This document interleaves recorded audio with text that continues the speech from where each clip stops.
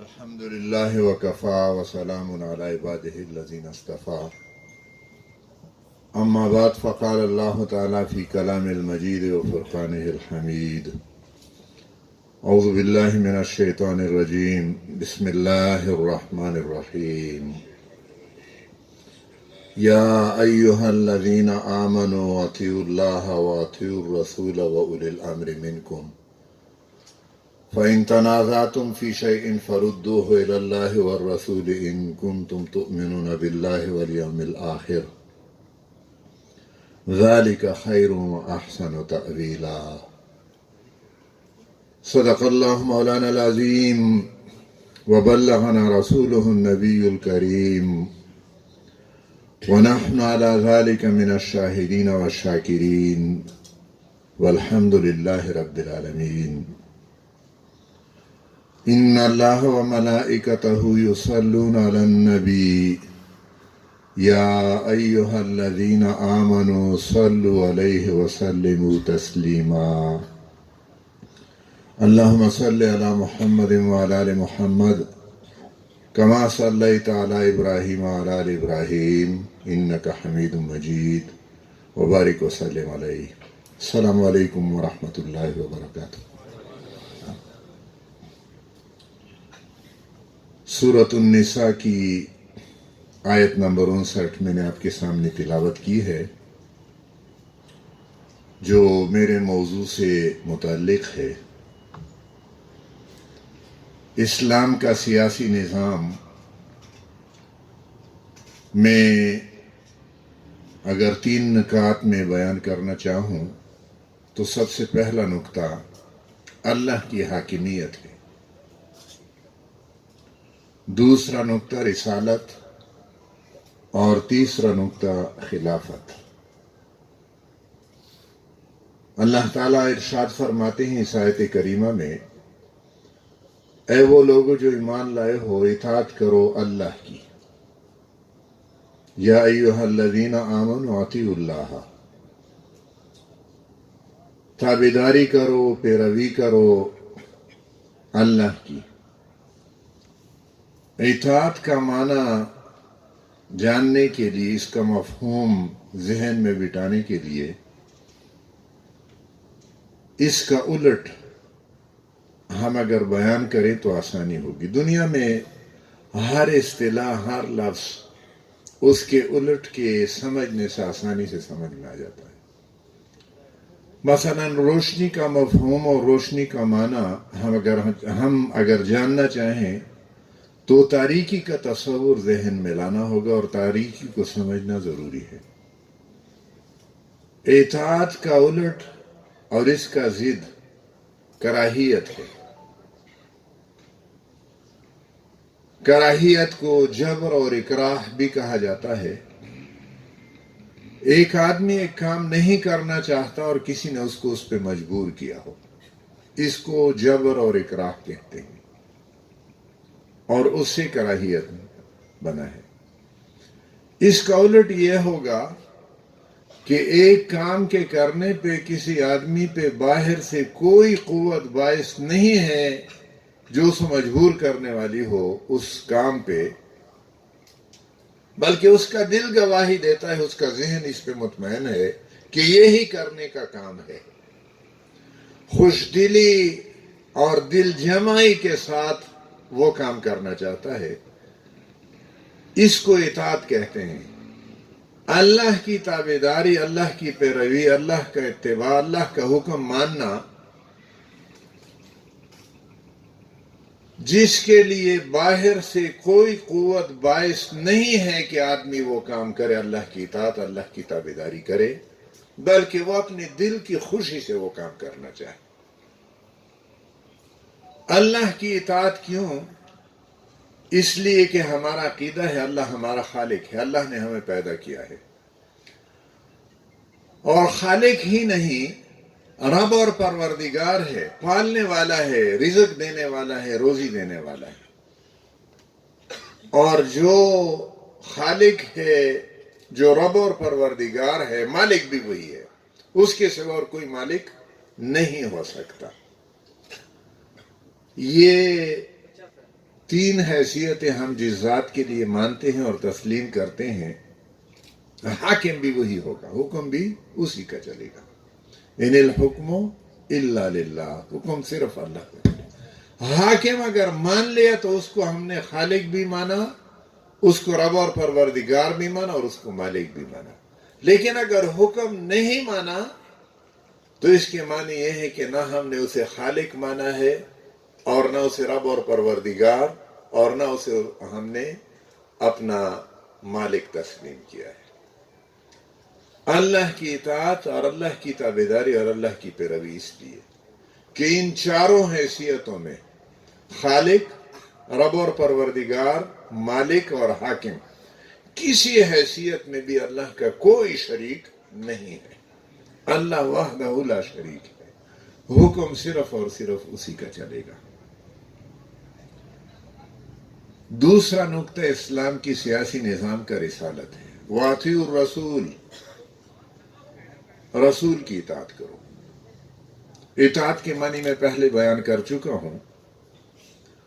اللہ کی اطاعت کا عملی راستہ اللہ کے رسول صلی اللہ علیہ وسلم کی اطاعت ہے۔ اللہ تعالیٰ نے انسان کو پیدا کیا، اس کو رزق دے رہا ہے اور اس کو ہدایت بھی دی، اور ہدایت دینے کے لیے اللہ نے جو راستہ اختیار کیا وہ رسالت ہے۔ اللہ تعالیٰ نے اپنی ہدایت براہ راست ہر انسان کے پاس نہیں بھیجی۔ انسانیت میں سے اللہ نے کچھ بندوں کو منتخب کر لیا، چن لیا، اور ان چنے ہوئے بندوں پہ اپنی ہدایت نازل کی۔ اور ان کے یہ چنے ہوئے بندے وہ ہیں جن پہ انسانیت کا اتفاق ہے کہ وہ انتہائی سچے، کھرے، راست باز، پاک، صاف لوگ ہیں۔ انسانیت میں سے پاکیزہ ترین ہستیوں کو منتخب کر کے ان پہ اپنی ہدایت نازل کی، ان کو یہ حکم دیا کہ میرے بندوں کے سامنے اس ہدایت کے مطابق عمل کا نمونہ قائم کرو۔ اور انبیاء کرام علیہم السلام کی اس جماعت میں سب سے آخر میں محمد عربی صلی اللہ علیہ وسلم تشریف لائے۔ ان پہ اللہ تعالیٰ نے مستند ترین ہدایت نامہ قرآن مجید کی صورت میں نازل کیا۔ نبی مہربان صلی اللہ علیہ وسلم نے اس ہدایت کے مطابق عمل کا نمونہ قائم فرمایا، اور مدینہ منورہ کے اندر اللہ کی ہدایت کے مطابق اسلامی ریاست کی بنیاد ڈالی۔ 13 سال تک مکہ مکرمہ میں دعوت اور تبلیغ کا سلسلہ چلتا رہا۔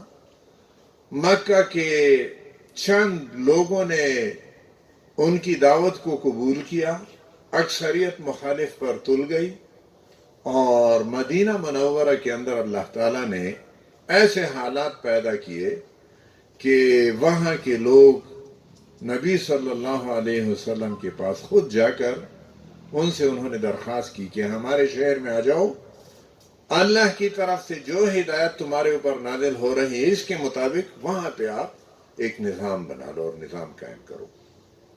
اور نبی صلی اللہ علیہ وسلم نے مدینہ منورہ کے اندر انصار مدینہ کے تعاون سے اور مہاجرین مکہ کے تعاون سے ایک اسلامی ریاست قائم کر دی۔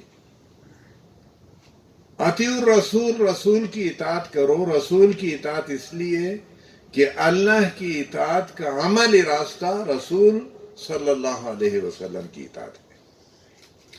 اللہ کی اطاعت ہو ہی نہیں سکتی جب تک کہ رسول صلی اللہ علیہ وسلم کی اطاعت نہ کی جائے۔ دوسرا نقطہ اللہ نے فرمایا وَأَطِیعُوا الرَّسُولَ، اور اس رسالت کے تابع پھر میں نے عرض کیا کہ خلافت ہے۔ اللہ فرماتے ہیں وَأُولِي الْأَمْرِ مِنْكُمْ، اور اولی الامر کی اطاعت کرو جو تم میں سے ہیں۔ یہاں پہ ایک نقطہ تو یہ ہے کہ اللہ تعالیٰ نے اطیعوا کا صیغہ اللہ کے ساتھ بھی اپنے ذات کے ساتھ بھی استعمال کیا، وَأَطِیعُوا الرَّسُولَ رسول صلی اللہ علیہ وسلم کے ساتھ بھی، لیکن اولی الامر کے ساتھ اطیعوا کا صیغہ استعمال نہیں ہوا۔ یہاں ایک نکتہ ہے، اللہ کی اطاعت اور اللہ کے رسول صلی اللہ علیہ وسلم کی اطاعت بغیر کسی قید اور شرط کے، جو بات ثابت ہو جائے کہ یہ اللہ کا حکم ہے یا رسول صلی اللہ علیہ وسلم کا فرمان ہے، اس کو ماننا اور تسلیم کرنا اہل ایمان پہ لازم ہے۔ مومن کا کام یہ ہے کہ جو بات ثابت ہو جائے کہ اللہ اور اس کے رسول صلی اللہ علیہ وسلم کی طرف سے ہے، اس میں کوئی چون چرا کیوں کیسے اس کی کوئی گنجائش نہیں ہے۔ تسلیم کرنے کے بعد اگر دل کے اطمینان کے لیے وہ دلیل بھی ڈھونڈے تو اس میں حرج نہیں، لیکن تسلیم کرنے کے لیے اگر وہ دلیل ڈھونڈ رہا ہے تو پھر وہ مومن نہیں ہے۔ اس کے ایمان کا تقاضا یہ ہے کہ اللہ اور اس کے رسول صلی اللہ علیہ وسلم کی طرف سے جو بات ثابت ہو جائے اس کو فوراً تسلیم کرے گا۔ وَأُولِي الْأَمْرِ مِنْكُمْ، یہاں اطیعوا کے الفاظ استعمال نہیں ہوئے، اس لیے اولی الامر کی اطاعت مشروط ہے اللہ اور اس کے رسول صلی اللہ علیہ وسلم کی اطاعت کے ساتھ۔ اولی الامر سے کیا مراد ہے؟ اولی الامر امت کے ہر سطح کا قائد اس میں داخل، نظام اور سیاسی نظام، سیاسی حکام بھی اس میں داخل ہیں، لیکن ہر شعبہ زندگی، اس میں مذہبی، گھر کی زندگی، معاشرت، معیشت، اور جس بھی سطح کا قائد ہے وہ اولی الامر کی تعریف میں داخل ہے۔ اس کی اطاعت، لیکن یہ اطاعت مشروط ہے اللہ اور اس کے رسول صلی اللہ علیہ وسلم کی اطاعت کے ساتھ۔ اگر وہ اللہ اور اس کے رسول صلی اللہ علیہ وسلم کا مطیع فرمان ہے تو اس پہ اطاعت، اس کی اطاعت پر رعایا پہ لازم ہے، لیکن اللہ اور اس کے رسول صلی اللہ علیہ وسلم سے آزاد اطاعت کسی کی نہیں ہے۔ اولی الامر کی یہ تعریف، اور پھر اس کی اطاعت مشروط ہے اللہ اور اس کے رسول صلی اللہ علیہ وسلم کی اطاعت کے ساتھ۔ اور دوسرا نقطہ یہ ہے منکم، تم میں سے اہل ایمان کا اولی الامر غیر مسلم نہیں ہو سکتا۔ اہل ایمان کافر کی اطاعت قبول نہیں کر سکتے۔ اہل ایمان کا اولی الامر اہل ایمان کے اندر میں سے ہونا چاہیے، ایک تو وہ اہل ایمان میں سے ہو اور پھر وہ اللہ اور اس کے رسول صلی اللہ علیہ وسلم کا اطاعت گزار ہو۔ نبی مہربان صلی اللہ علیہ وسلم وفات پا گئے، صحابہ کرام ثقیفہ بنی ساعدہ میں جمع ہوئے اور بحث کے بعد فیصلہ ہوا کہ ابوبکر صدیق رضی اللہ تعالیٰ عنہ نبی صلی اللہ علیہ وسلم کے خلیفہ ہوں گے۔ خلیفۃ رسول اللہ، رسول اللہ صلی اللہ علیہ وسلم کا جانشین۔ نبی صلی اللہ علیہ وسلم کے جانشین کے لیے صحابہ کرام رضوان اللہ علیہم اجمعین نے ابوبکر صدیق رضی اللہ تعالیٰ عنہ کی ذات پر اتفاق کر لیا، اور ابوبکر صدیق رضی اللہ تعالیٰ عنہ نے خلافت کا منصب سنبھالنے کے فوراً بعد مسجد نبوی کے اندر نبی صلی اللہ علیہ وسلم کے ممبر پہ کھڑے ہو کے خطبہ ارشاد فرمایا۔ حمد و ثنا اور درود و سلام کے بعد فرمایا، ایھا الناس، لوگو، انی قد ولیت علیکم، میں تمہارے اوپر حاکم بنا دیا گیا ہوں، ولیس بخیرکم، میں تم سے بہتر نہیں ہوں، اور فرمایا کہ تم میری اطاعت کرو جب تک کہ میں اللہ اور اس کے رسول صلی اللہ علیہ وسلم کا مطیع ہوں۔ اور اگر میں نے اللہ اور اس کے رسول صلی اللہ علیہ وسلم کی نافرمانی کی تو تمہارے اوپر میری کوئی اطاعت نہیں ہے۔ اور فرمایا کہ تمہارے اندر جو قوی ہے، مضبوط، طاقتور، میرے اوپر انتہائی کمزور ہے، جب تک کہ کمزور کا حق اسے وصول نہ کرے۔ اور جو تمہارے اندر کمزور ہے، ضعیف ہے، بےکس ہے، ناتوان ہے، وہ میرے اوپر قوی ہے، جب تک کہ اس کا حق اس کو نہ دلوا دو، عدل و انصاف کا نظام قائم نہ کرو۔ یہ خلافت ہے۔ اللہ کی حاکمیت، رسالت اور خلافت، یہ تین بنیادی اصول ہیں اسلام کے سیاسی نظام کے۔ خلافت کے حوالے سے سورۃ النور کی آیت ہے، آیت کا نمبر اس وقت مجھے یاد نہیں، اللہ تعالیٰ کا ارشاد ہے، وعد اللہ الذین آمنوا منکم وعملوا الصالحات لیستخلفنہم فی الارض کما استخلف الذین من قبلہم وَلَيُمَكِّنَنَّهُ لَهُمْ دِينَهُمُ الَّذِي ارْتَضَىٰ لَهُمْ وَلَيُبَدِّلَنَّهُمْ مِنْ بَعْدِ خَوْفِهِمْ أَمْنًا يَعْبُدُونَنِي لَا يُشْرِكُونَ بِي شَيْئًا وَمَنْ كَفَرَ بَعْدَ ذَلِكَ فَأُولَٰئِكَ هُمُ الْفَاسِقُونَ۔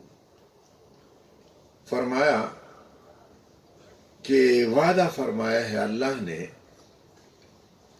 ان لوگوں سے جو ایمان لائے ہیں تم میں سے، اور جنہوں نے نیک عمل کیے ہیں، کہ ان کو استخلاف فی الارض، زمین کے اندر استخلاف، زمین کا اقتدار اور اختیار ان کو حوالے کرے گا۔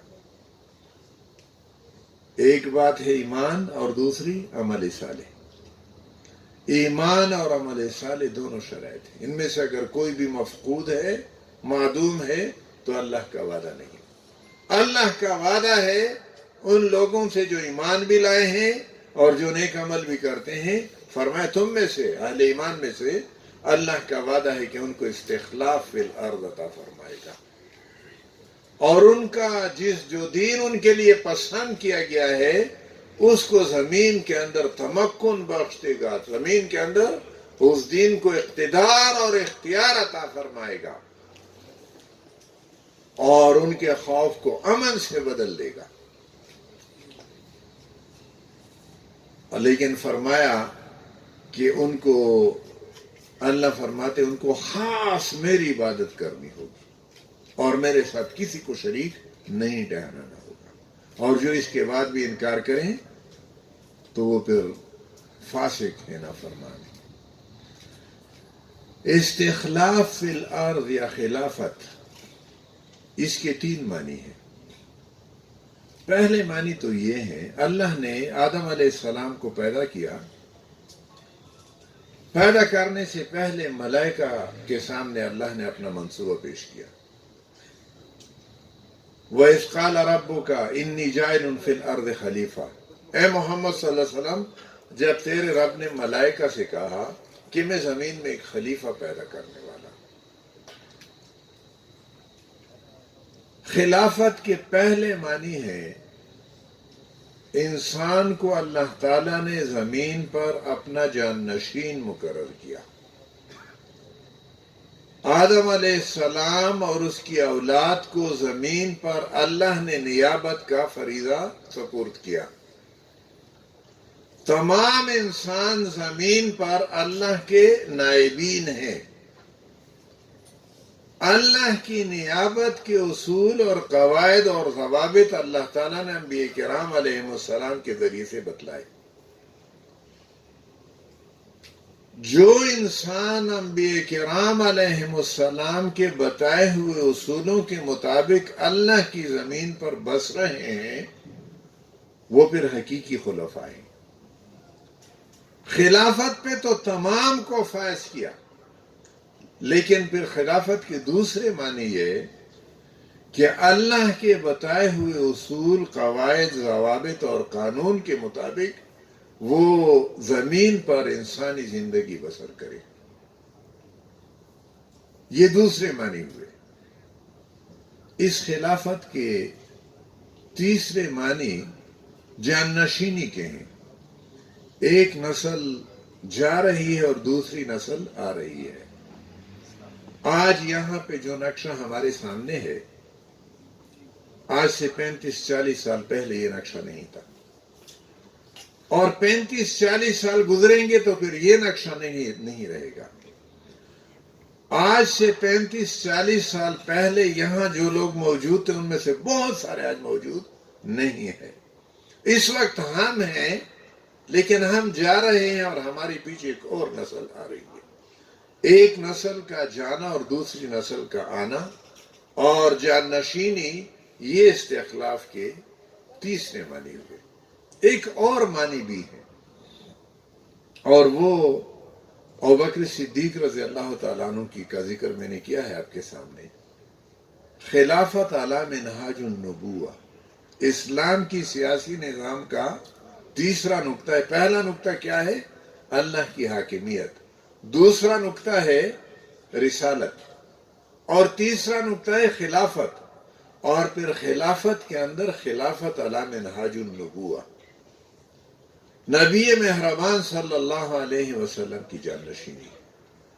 خلفائے راشدین المہدیین نبی صلی اللہ علیہ وسلم کی جانشین تھے. خلافت کا وہ نظام قائم نہیں رہا. امت پہ لازم ہے کہ خلافت کا وہ نظام قائم کرے جو نظام صحابہ کرام نے رضوان اللہ علیہم اجمعین نبی صلی اللہ علیہ وسلم کے رحلت کے بعد قائم کیا تھا. اور یہ اسلام کی سیاسی نظام کا تیسرا نقطہ ہے، خلافت علی منہاج النبوہ. اسلام کا یہ سیاسی نظام کیسے قائم ہوگا؟ اس کے قیام کا طریقہ وہی ہے جو نبی صلی اللہ علیہ وسلم نے اختیار فرمایا. انہوں نے دعوت اور تبلیغ سے آغاز کیا. اللہ کی طرف سے ان کو رسول مقرر کیا گیا. پہلی وحی سورۃ العلق کی ابتدائی 5 آیات، اس کے بعد پھر وحی کا نزول شروع ہوا.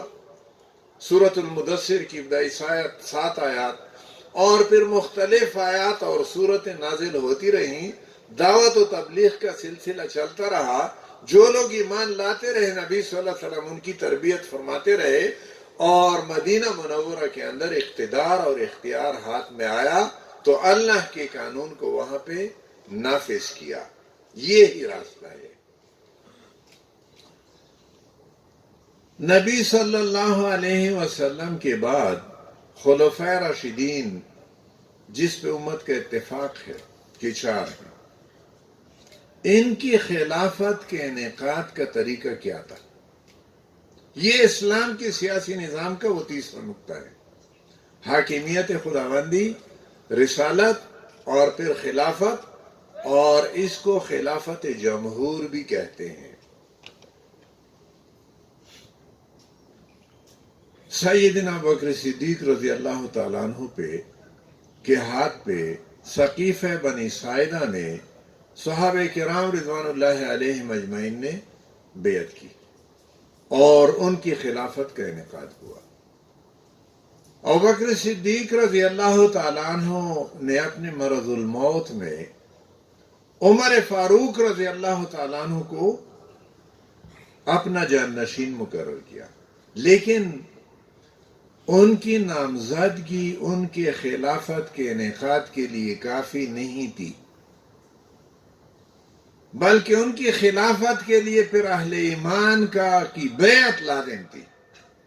انہوں نے جب بیعت کی تو عمر فاروق رضی اللہ تعالیٰ عنہ خلیفہ مقرر ہوئے. عمر فاروق رضی اللہ تعالیٰ عنہ کو فیروز ابو لولو نے نماز کے دوران زخمی کیا اور چند دن موت و حیات کی کشمکش کے بعد دنیا سے چل پڑے. انہوں نے اپنے اسی زخمی حالت میں 6 افراد کی کمیٹی بنائی اور اس کمیٹی نے اجلاس کیے اور اس میں انہوں نے اپنا ایک نمائندہ بنایا اور انہوں نے مدینہ کی گلیوں میں پھر کر لوگوں سے پوچھا. روایات میں یہاں تک آتا ہے خواتین سے بھی پوچھ گچھ ہوئی.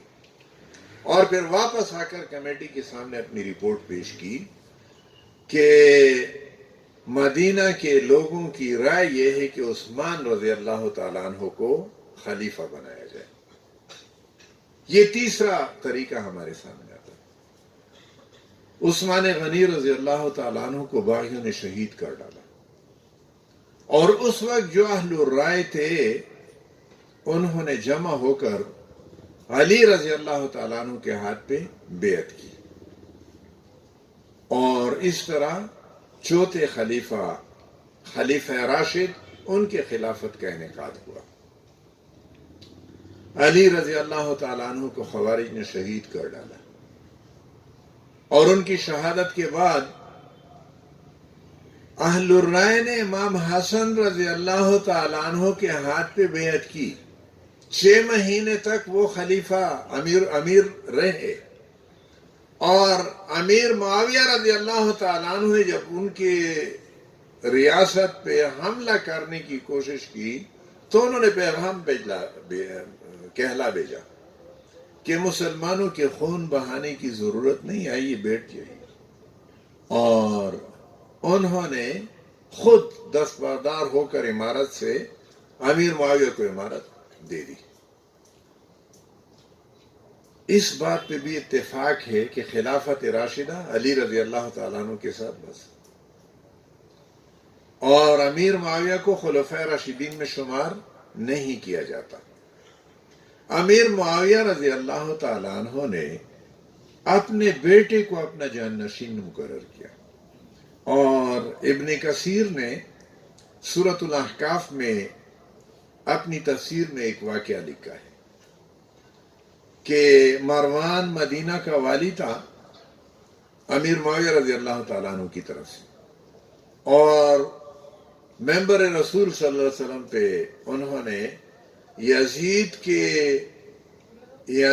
کے نامزدگی کے حق میں بات کرتے ہوئے کہا کہ یہ شیخین کا طریقہ ہے۔ شیخین ابوبکر عمر رضی اللہ عنہ کو کہا جاتا ہے کہ یہ شیخین کا طریقہ ہے، یعنی ابوبکر صدیق رضی اللہ تعالیٰ عنہ نے عمر فاروق رضی اللہ تعالیٰ عنہ کو نامزد کیا تھا، امیر معاویہ نے اپنے بیٹے کو نامزد کیا، یہ وہی طریقہ ہے۔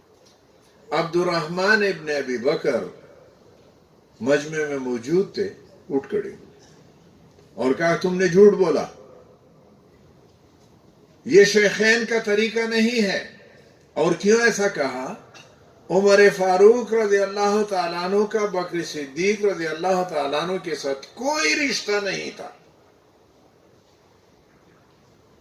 قبیلہ تو ایک تھا لیکن کوئی قریبی رشتہ داری ان کی نہیں تھی، جبکہ یزید امیر معاویہ کا بیٹا تھا۔ اور عبد الرحمن ابن ابی بکر نے کہا کہ تم نے جھوٹ بولا، یہ شیخین کا طریقہ نہیں ہے، قیصر اور کسریٰ کا طریقہ تم نے اختیار کر رکھا ہے۔ مروان ممبر سے اترنے لگا، عبد الرحمن کو احساس ہوا کہ میرے پیچھے آ رہے، وہ چل پڑا اور اس نے تیز قدم اٹھانے شروع کیے، ساتھ میں ام المومنین عائشہ صدیقہ رضی اللہ تعالی عنہ کا حجرہ تھا، وہاں داخل ہوئے، اور مروان نے پیچھے سے آواز دی کہ تم تو وہ ہو جس نے اپنے والدین سے کہا تھا، اپنے باپ سے کہا تھا اف لکم۔ یہ سورۃ احقاف میں 2 کردار بیان ہوئے ہیں، جس میں ایک کردار ایک نیک کردار ہے اور ایک برا کردار، اور وہ برے کردار میں کہ جب والدین اسے کہتے ہیں کہ اللہ سے ڈرو، ایمان لے آؤ، تو وہ کہتے ہیں اف لکما اتعداننی ان اخرج وقد خلت القرون من قبلی۔ کیا اف تمہارے اوپر، کیا تم مجھے یہ بات کہتے ہو کہ میں دوبارہ اٹھایا جاؤں گا، اور بہت سارے لوگ مجھ سے پہلے گزر چکے، کوئی بھی واپس نہیں آیا۔ مروان نے کہا کہ تم نے تو اپنے والد سے یہ کہا تھا۔ گھر کے اندر سے عائشہ صدیقہ رضی اللہ تعالی عنہ نے فرمایا کہ مروان تو نے جھوٹ بولا، صدیق کے خاندان میں ایسا کوئی فرد نہیں گزرا جس نے اپنے والدین سے یہ بات کہی ہو۔ یہ واقعہ ابن کثیر نے سورۃ الاحقاف میں نقل کیا ہے۔ خلافت راشدہ، خلافت علی منہاج النبوہ، یہ اسلام کی سیاسی نظام کا تیسرا نقطہ ہے۔ یہ اسلامی سیاست کو سمجھنے کے لیے بھی اس بات کی ضرورت ہے کہ ہم اس وقت جو مغربی جمہوریت ہے اس کا ادراک کریں۔ مغربی جمہوریت کے اندر سب سے پہلا نقطہ ہے حاکمیت جمہور۔ اسلام کا نقطہ ہے حاکمیت اللہ کی حاکمیت، اور مغربی جمہوریت کے اندر پہلا نقطہ ہے حاکمیت جمہور، اور اس کے اندر پھر قانون بھی جمہور کے منتخب نمائندے وہ قانون بناتے ہیں، نظام بھی وہی بناتے ہیں، اور اس نظام کے اندر مختلف کئی نکات آتے ہیں۔ حاکمیت جمہور اس کی بنیاد ہے، اور اس میں پھر سیکولرزم کہا جاتا ہے، ساورینٹی آف دی پیپل، اور اس کے تحت پھر سیکولرزم، اور سیکولرزم کا وہ کہ معنی وہ یہ بتاتے ہیں کہ مذہب کا سیاست کے ساتھ اور حکومت کے ساتھ کوئی واسطہ نہیں ہے۔ مذہب اللہ کا اور بندے کا نجی معاملہ ہے، پرائیویٹ افیئر ہے، اور یہ اقتدار اور اختیار، یہ حکومت اور یہ سیاسی نظام، یہ جمہور کے منتخب نمائندے مل بیٹھ کے ایک نظام بنائیں گے۔ اس کو سیکولرزم کہا جاتا ہے، اور اس کا عام طور پہ ہم ترجمہ کرتے ہیں سیکولرزم کا لادینیت، یعنی دین سیاست سے الگ ہے، اور دین کا اور مذہب کا سیاست کے ساتھ کوئی واسطہ اور تعلق نہیں ہے، سیکولرزم۔ اور پھر اسی میں میٹیریلزم بھی آ جاتا ہے، مادیت، حاکمیت جمہور اور لادینیت اور مادیت، اور یہ دنیا کی زندگی ہے، بس اس میں معیار زندگی کو بلند سے بلندتر کرنے کی کوشش، اور وہ یہ اسلام کے ان اصولوں کے مقابلے میں مغربی جمہوریت کے اصول ہیں۔ کچھ دوست ہمیں یہ باور کراتے ہیں کہ جمہوریت کفر ہے، اور تم لوگ پاکستان میں جمہوریت کے قائل ہو، اور یہ اسلام کا سیاسی نظام نہیں ہے، یہ کافرانہ نظام کو تم جمہوریت ہے، اس میں اسلامی اور غیر اسلامی کچھ نہیں ہے۔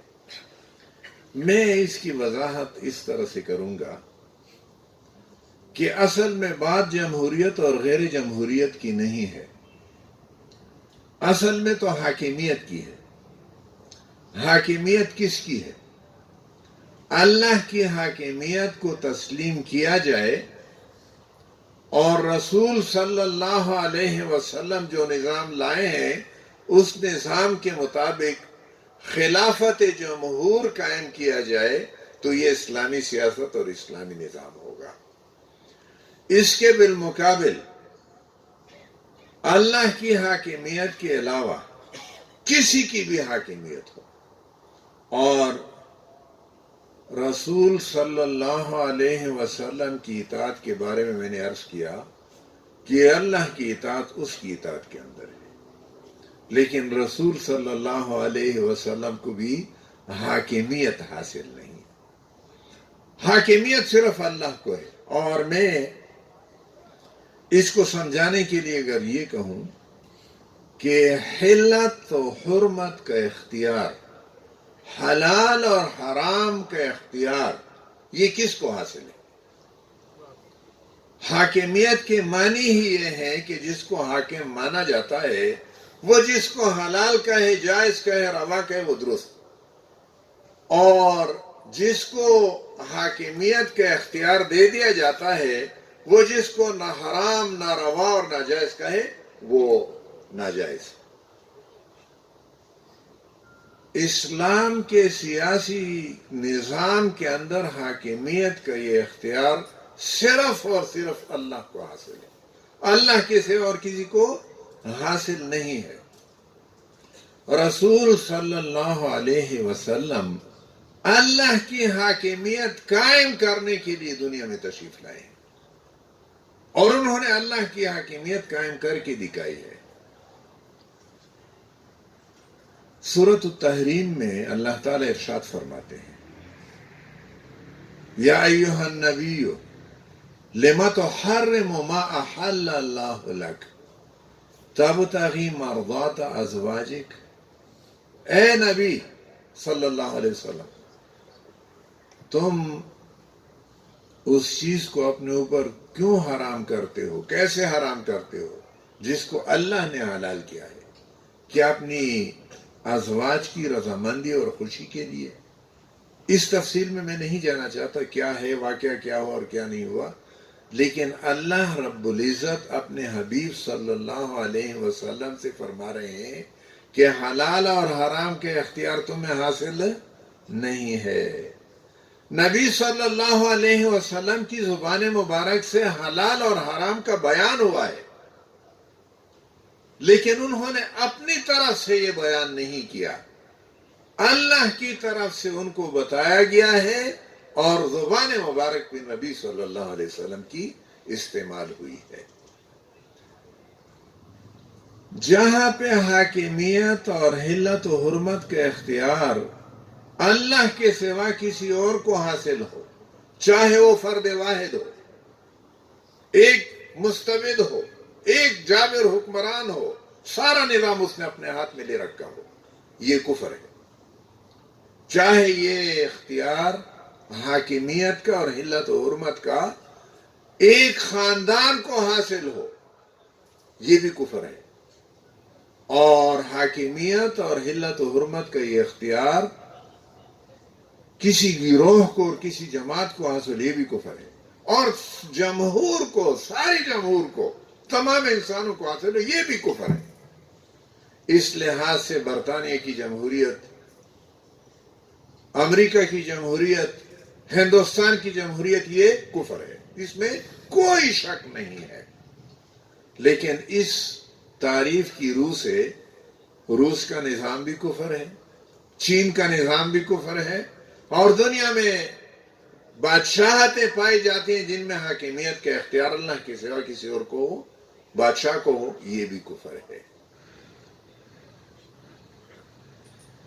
اسلامی جمہوریہ پاکستان کے دستور میں، اسلامی جمہوریہ پاکستان کے دستور میں کچھ اصول تسلیم کیے گئے ہیں۔ یہ میرے سامنے دستور کا ابتدائیہ ہے، اس کو دیباچہ بھی کہتے ہیں، انگریزی میں اسے پریمبل کہا جاتا ہے، اور اس میں یہ بات لکھی گئی ہے، مملکت پاکستان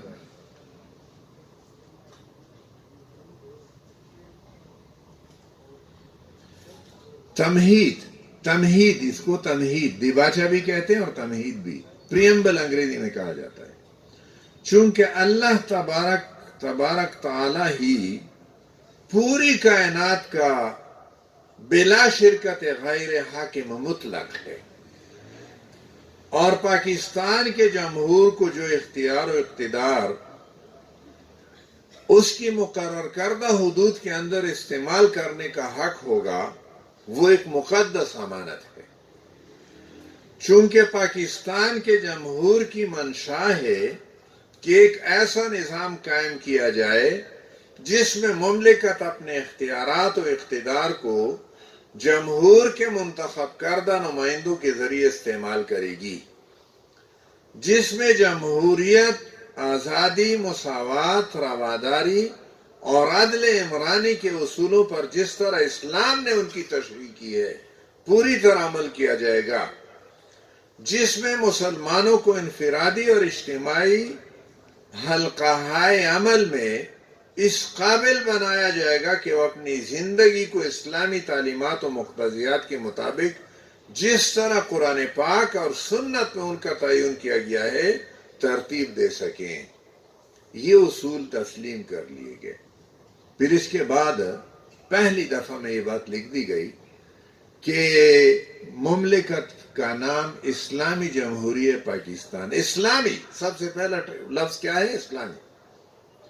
اور دوسری دفعہ میں کہ پاکستان کا سرکاری مذہب اسلام ہوگا. تیسری دفعہ اس پریمبل پہ اس ملک کے اندر بڑی بحثیں ہوئی ہیں. یہ 1956 کے دستور میں بھی یہی دیباچہ تھا. یہ اصل میں قرارداد مقاصد ہے. فروری 1949 میں دستور ساز اسمبلی نے اسے پاس کیا تھا. 56 کے دستور میں اسے رکھا گیا. 62 کے دستور میں ایوب خان نے پہلے نہیں رکھا تھا اور جب پرزور عوامی مطالبہ اس نے بھی رکھا. اور 73 کے دستور سے میں نے آپ کو پڑھ کے سنایا. اس کو 56 کے دستور کے نفاذ کے بعد کچھ لوگوں نے سپریم کورٹ میں جا کے یہ کیس کیا تھا کہ دستور کے دیباچے میں یہ بات لکھی گئی ہے، اس لیے پاکستان کے تمام قوانین قرآن و سنت کے مطابق ہونے چاہیے اور پاکستان کی عدالتوں پہ لازم ہے کہ وہ قرآن و سنت کے مطابق تمام فیصلے دیں. اس وقت جسٹس منیر نے فیصلہ دیا تھا کہ یہ دیباچہ ہے، یہ قابل تنفیذ حصہ نہیں ہے، یہ انفورسیبل پارٹ نہیں ہے، اس لیے اس کو نافذ نہیں کیا جا سکتا. ضیاء الحق صاحب نے دسمبر 1984 میں ایک ریفرینڈم کیا تھا اور میاں طفیل محمد رحمت اللہ علیہ نے ان سے مطالبہ کیا. انہوں نے تقاضا کیا کہ جماعت اسلامی اس ریفرینڈم میں میرا ساتھ دے، اگرچہ اس پہ بڑا اختلاف بھی ہوا جماعت کے اندر. میاں طفیل محمد رحمت اللہ علیہ نے یہ مطالبہ کیا کہ دیباچے کو دستور کا قابل تنفیذ حصہ بنا دو، اور اس نے دستور میں آرٹیکل 2A 2 الف ڈال کر اس کو قابل تنفیذ حصہ بھی بنایا. اور پھر اس کے بعد اس کے مطابق فیصلے بھی ہوئے. جسٹس تنزیل الرحمان صاحب نے اور جسٹس خلیل الرحمان صاحب نے اسی بنیاد پہ فیصلے بھی دیے. لیکن اس کے بعد پھر ایک اور جسٹس صاحب طاقت سے بہت پست، انہوں نے فیصلہ دیا کہ نہیں، یہ دفعہ اور دوسرے دفعہ اس کی کنکرنٹ حیثیت ہے، ساتھ ساتھ اس پہ عمل ہوگا. اور اس وقت اعتراض یہ ہوا تھا کہ دستور کے آرٹیکل 45 دفعہ 45 میں صدر مملکت کو اختیار ہے کہ وہ کسی مجرم کی سزا کو معاف کر دے. اور اس پہ اعتراض یہ ہوا تھا کہ قاتل کو معاف کرنے کا اختیار صدر کو حاصل نہیں ہے، یہ مقتول کے ورثاء کو حاصل ہے.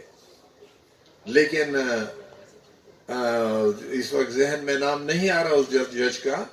انہوں نے 1994 میں فیصلہ دیا تھا کہ آرٹیکل 2A اور آرٹیکل 45 کنکرنٹلی اس پہ عمل تو ہوگا، اس پہ بھی عمل ہوگا، اس پہ بھی عمل ہوگا. یہ اس کے بعد پھر وہ پہلے فیصلے جیسے ہو رہے تھے اس کے مطابق بہرحال وہ سلسلہ جاری نہیں رکھا جا سکا. لیکن دستور کے اندر پھر آگے کی وہ ہے دفعہ 227 آرٹیکل 227، جس میں یہ بات لکھی گئی ہے کہ جو بھی قوانین اس وقت مروجہ ہیں، نافذ العمل ہیں، ان تمام کو قرآن و سنت کے مطابق بنایا جائے گا اور آئندہ کوئی قانون قرآن و سنت کے خلاف نہیں بنایا جائے گا. یہ آئین کے اندر اگرچہ یہ انسانی کام ہے، اس میں بہتری کی گنجائش موجود ہے، لیکن اس دستور کے اندر جب ان اصولوں کو تسلیم کیا گیا تو پاکستان کی اس جمہوریت کو ہندوستان کی جمہوریت، برطانیہ یا امریکہ کی جمہوریت قرار دینا یہ درست نہیں ہوگا. یہاں پہ اللہ کی حاکمیت کو تسلیم کیا گیا ہے، قرآن و سنت کو اصل بنیاد قرار دیا گیا ہے اور ریاست کی یہ ذمہ داری بنائی گئی ہے کہ وہ ملک کے شہریوں کو، پاکستان کے شہریوں کو انفرادی اور اجتماعی حل کا ہے، زندگی کے اجتماعی اور انفرادی حل کا ہے، عمل میں قرآن و سنت کے مطابق زندگی بسر کرنے کا اہل بنائیں گے۔ یہ کچھ وہ اصول تھے اسلام کے سیاسی نظام کے جو مختصر وقت میں نے آپ کی خدمت میں ذکر کیے ہیں۔ اسلام کا سیاسی نظام اللہ کی حاکمیت، رسالت اور جمہور کی خلافت کی بنیاد پہ قائم ہوگا، اور خلافت کے معنی بھی اس میں ایک معنی خلافت علی منہاج النبوہ، نبی محترم صلی اللہ علیہ وسلم جو نظام لے کر آئے تھے اسی نظام کو دوبارہ قائم کرنا، یہ اصل میں جو وہ خلافت علی منہاج النبوہ ہے۔ میں اپنی بات کو ختم کرتے ہوئے علامہ اقبال رحمۃ اللہ علیہ کا فارسی کلام میں انہوں نے خودی کی تربیت کے 3 مراحل بیان کیے ہیں۔ اس میں پہلا مرحلہ اطاعت، خودی کی تربیت کا پہلا مرحلہ اطاعت، یہاں اطیعوا اللہ و اطیعوا الرسول۔ خودی کی تربیت کا دوسرا مرحلہ علامہ مرحوم کہتے ہیں یہ ضبط نفس ہے، سیلف کنٹرول، اپنے آپ کو اللہ اس کے رسول صلی اللہ علیہ وسلم کے احکامات کا تابع بنانا۔ اور خودی کی تربیت کا تیسرا مرحلہ بتاتے ہیں نیابت الہی، اطاعت، اللہ اور اس کے رسول صلی اللہ علیہ وسلم کی اطاعت کے راستے پہ جاتے ہوئے اپنے آپ کو کنٹرول کرنا، اللہ تعالیٰ زمین کی نیابت تمہیں عطا فرمائے گا۔ اور یہی بات سورۃ النور کی آیت میں بیان ہوئی کہ اللہ نے وعدہ فرمایا ہے مومنین سے جو ایمان لائے ہیں اور جو نیک عمل کیا ہے کہ زمین کا استخلاف ان کو عطا کیا جائے گا۔ اس وقت زمین پہ جو نظام چل رہا ہے اس میں مسلمان اس نظام سے اور بالخصوص اسلام اس نظام سے بے دخل ہے، اور امت پہ لازم ہے کہ وہ اپنے ممالک کے اندر وہ نظام جو نظام اللہ کے حبیب صلی اللہ علیہ وسلم لائے تھے نافذ کریں، اور پھر امت مسلمہ کا اتحاد و اتفاق ہو۔ اللہ کا وعدہ ہے کہ زمین کے استخلاف اللہ تعالیٰ اس امت کو عطا فرمائے گا، اور اس کے لیے ضروری ہے کہ اللہ اور اس کے رسول صلی اللہ علیہ وسلم کی اطاعت کی جائے، اور اس راستے پہ یہ کام ہوگا۔ اور اگر امت یہ کام نہ کرے، امت صلاحیت اور صلاحیت زمین کا نظام چلانے، صلاحیت ان میں ایبیلٹی ہو، ایفیشنسی ہو، اور پھر ان میں صالحیت ہو، اللہ اور زمین کا نظام چلانے کی صلاحیت یہ دنیا کے دوسرے اقوام سے بڑھ کر امت مسلمہ کے اندر ہو، اور پھر یہ امت اللہ اور اس کے رسول صلی اللہ علیہ وسلم کی مطیع فرمان ہو۔ اللہ بڑا عادل بادشاہ ہے، اللہ امت کے سوا کسی اور کو زمین کے استخلاف نہیں دے گا۔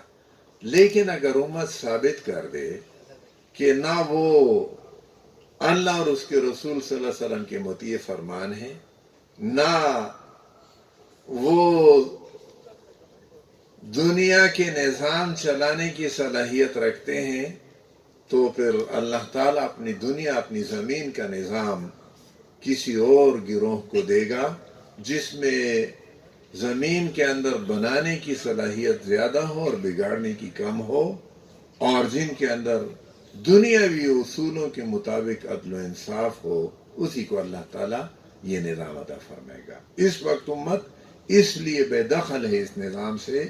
امت نے اگر یہ شرائط پوری کی ہے، اللہ کا وعدہ ہے کہ زمین کا نظام اللہ تعالیٰ اسی امت کو حوالے فرمائے گا۔